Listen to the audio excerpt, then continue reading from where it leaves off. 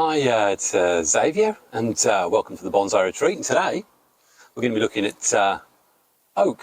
It's common English oak, Quercus Englishus. I mean, I absolutely adore oak. They're fun to deal with. You can wire them, you can cut them back quite hard in the early spring before the buds have actually opened up, and you can then just enjoy this lovely big growth, because the leaves do grow big.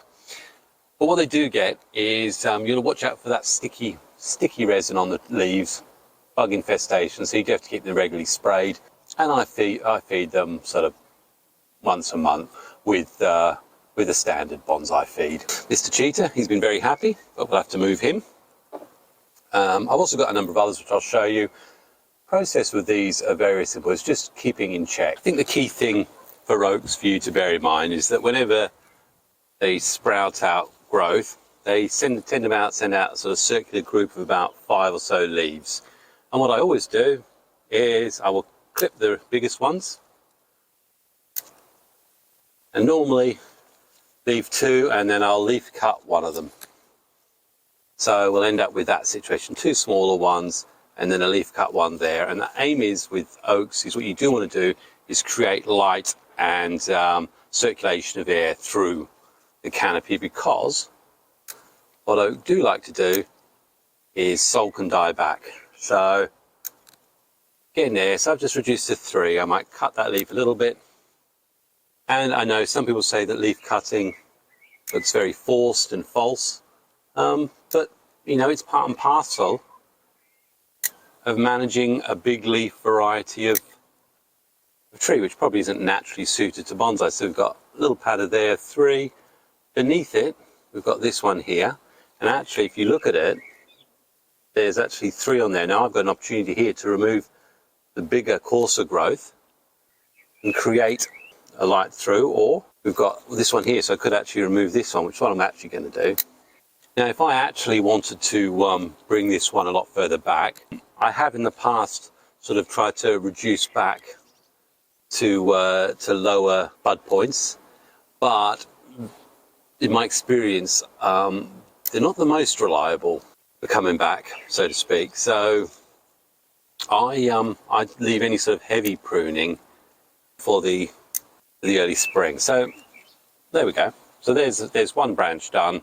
I haven't taken it back. I never fully defoliate an oak. Again, die back. They can be a bit sulky. So that's what we get. And I will systematically work my way around this, making exactly those sort of decisions. Before we go any further, I do want to send out an appeal and an apology, I suppose. I've got a limited budget.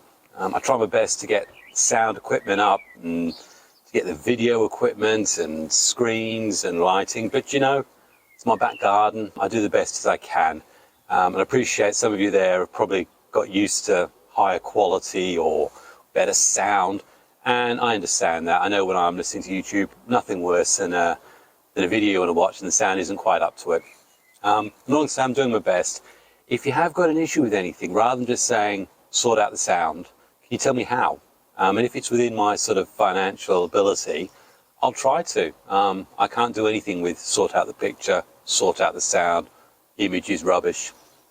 You know, I appreciate potentially there's some language issues that come across in some of the statements. I know no one's trying to be nasty or horrible, but really I want to try and produce something of better quality, and it would help if you actually give me a little bit more detail, and perhaps if you make suggestions of where I can buy or get what it is you think may make such a difference.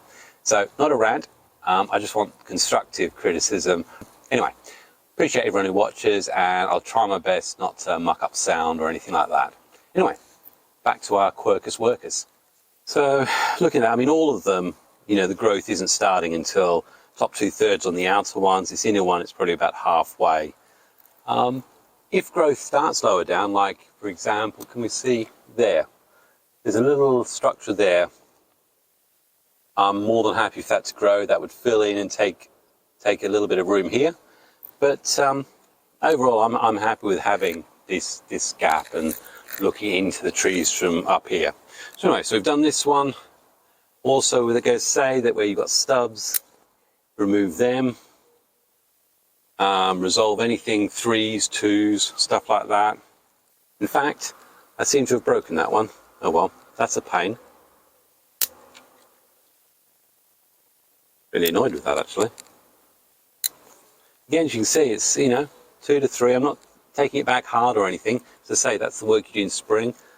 I'm just here where you've got the new growth has come up. There's a whirl of at least 5 leaves. I tend to try and go back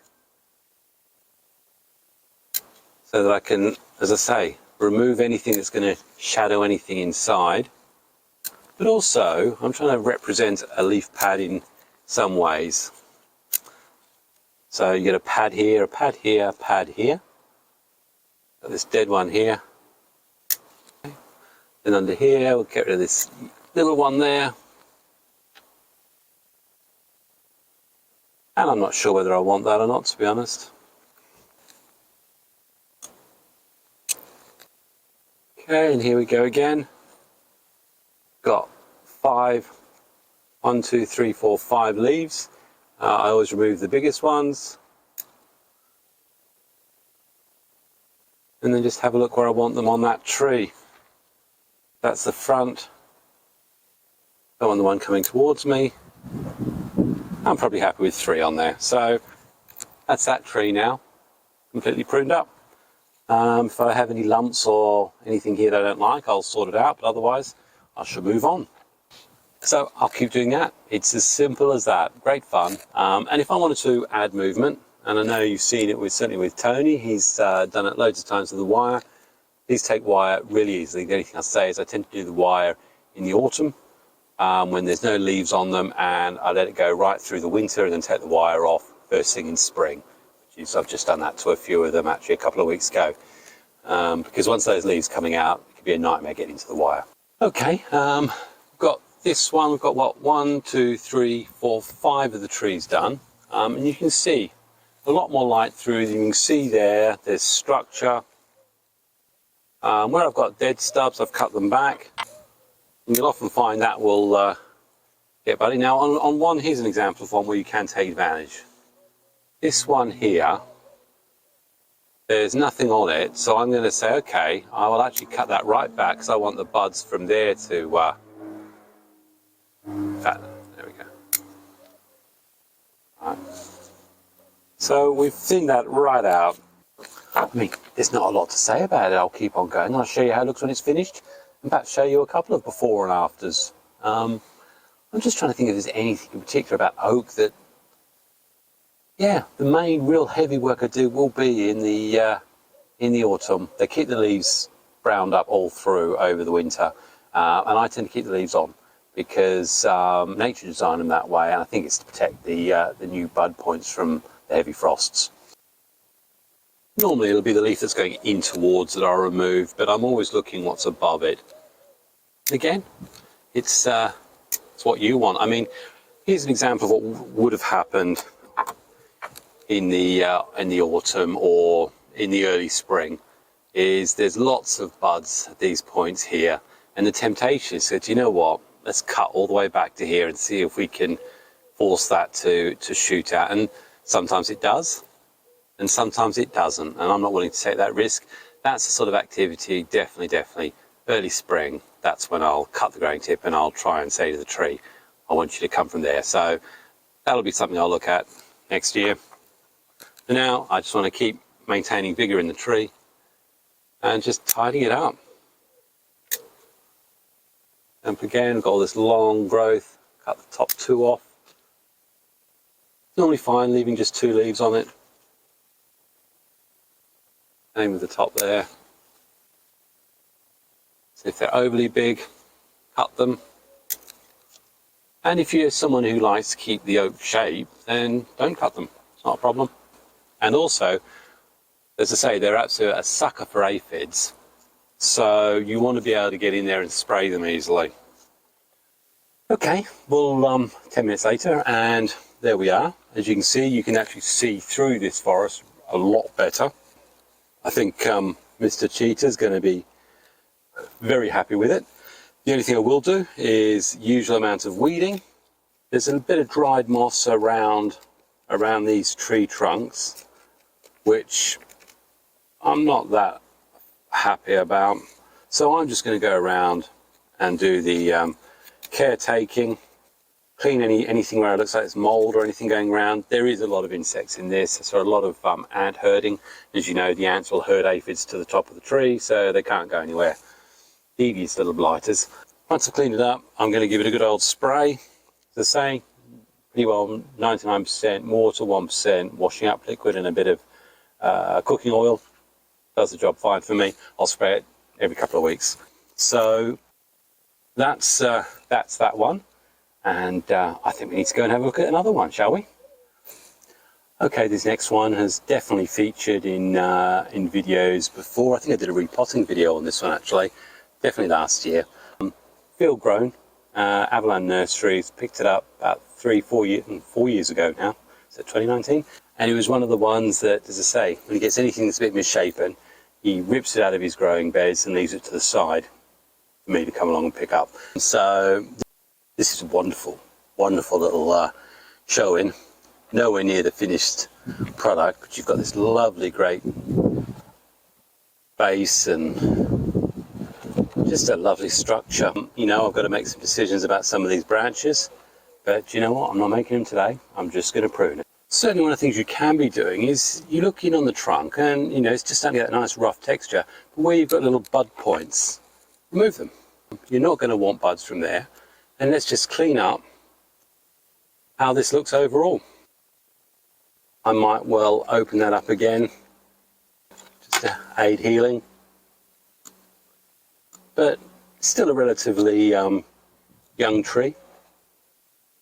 And it's all about primary. Well, we've got our primary structure here with these branches here.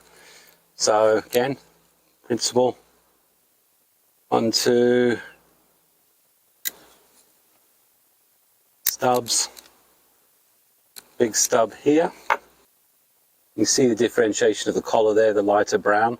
So I'll cut back to there.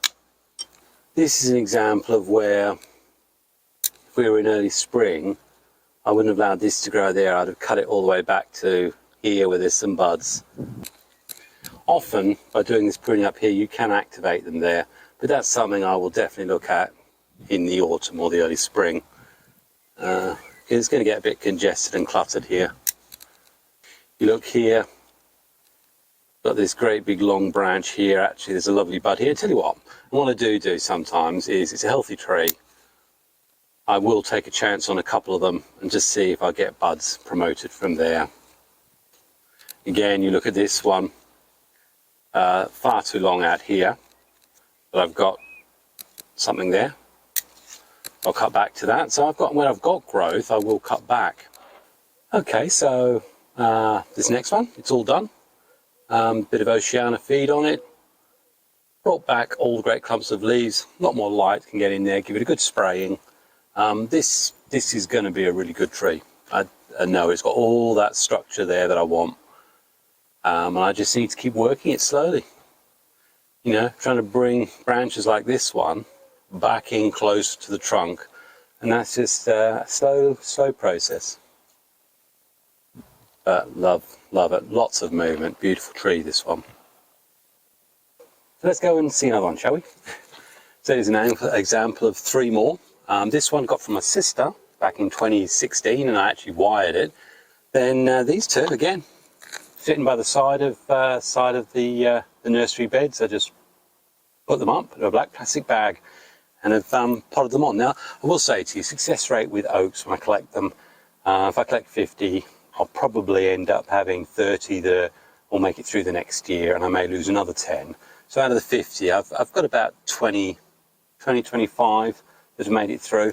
But the sort of quality you're getting, there's some nice movement there, and there's just great prospects for this tree. This one's a bit interesting. If you look at it, they've got this very, very, well, look at that horrible moss on it. That old dying root there. So I'm going to prune all these up and then we'll have a spin and quick chat. And I think I'll finish off by just showing you how Susan's Wildwood is getting on. Okay, so got these done. Obviously this one has been cleaned up an awful lot more, and you can see that wood there. And what I've actually got to do is dry it off a bit and treat it. And again, it could actually, with the right treatment, stay quite a nice feature for this one. But yeah, not sure what it represents, but I like it. Give it a quick spin. And as I say, with all these, they're still in the early days of trying to establish a secondary structure. Bits to clean up under here still, but really, really, really like that. The pros and cons of moss. We love moss. Looks great, and it's great for showing the tree. But I think the reality is when we're not showing the tree, and many people say the same, get the moss off. Unless it's serving another function like protecting new surface roots or things like that. There's a time when it gets that thick. That's as thick as my finger. That's got all sorts of moss in it, but it's really thick, and I tell you right now, it's nearly impossible for nutrients or anything to get through beneath that layer. And I got rid of loads of that and then just topped up, put some new soil on top, and hopefully that will reinvigorate this tree to give that a really great optimum opportunity for second flush. Also put a load of Oceana on it. That's that one. See the other two. Okay, this one's impressive. Again, when you look at the proportion of the trunk, interesting root, and then going off to your branches, it's already setting itself up for the potential to be a good Shohin, a slightly bigger bonsai. I'll give you a spin. Very, very healthy. They've all had a spray as well. Some lovely movement in this trunk.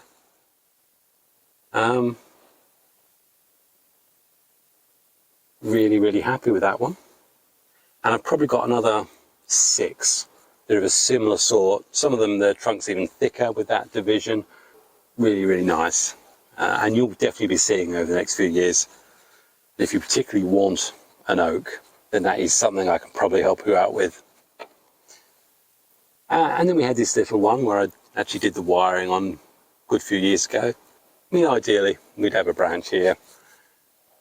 There's actually 2 buds here. I have no reason to believe they won't activate, so I'll get a branch lower down here, not quite on that curve, but enough that it'll give that pad that I need here. Very, very basic structure. I mean, this has stayed pencil thin since, since 2017. So, you know, I think I must have kept that in a really small pot. Anyway, so that's that one. Lovely little tree, and it may well be that I may even, if I get a bud here, remove that. And that's what I like about oak. You know, you can make those sort of decisions, a bit like you can with maples or tridents. You know, in that autumn time, you can make really quite big pruning decisions.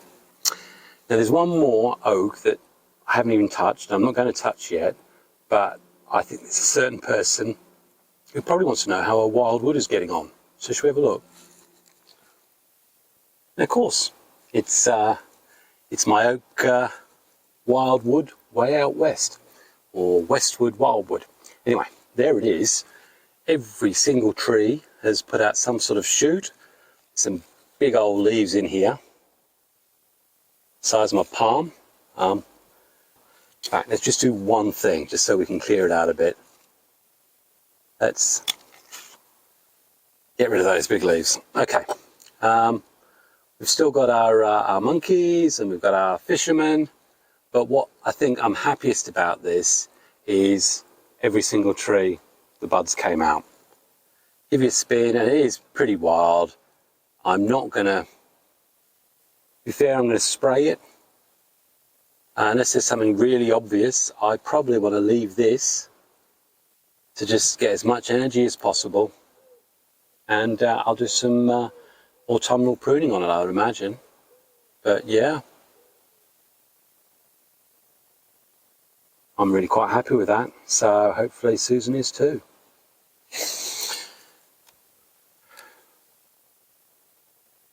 Just a few roots here. There we go. Let's get that out. Okay, so from Xavier, having had some fun with oaks, hope you have too. Wish you all the best. Happy bonsaiing. God bless. Cheers.